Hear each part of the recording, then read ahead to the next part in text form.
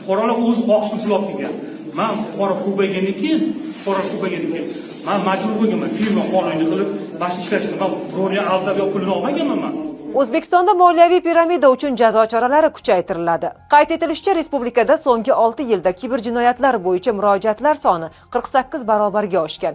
2025-yilda sodir etilgan firibgarlik jinoyatlarining 82%, o'g'irlik jinoyatlarining 76% kibermakonda sodir etilgan.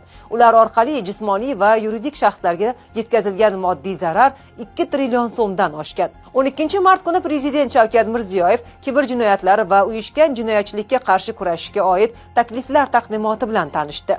Taqdimotda axborot texnologiyalaridan foydalanib sodir etilayotgan huquqbuzarliklarning keskin ko'payib borayotgani, milliy qonunchilikka shunday turdagi jinoyatlar uchun jazo choralarini og'irlashtirish va kiberjinoyatlarning yangi shakllari uchun javobgarlik belgilash bo'yicha normalarni kiritish vaqti kelganini ko'rsatayotgani qayd etilgan. Shu boisdan ko'plab fuqarolarga jabr keltirayotgan moliyaviy piramida uchun jazo choralarini kuchaytirish maqsadga muvofiq ekani ta'kidlangan. Prezident mas'ullarning bu boradagi taklifini ma'qullagan.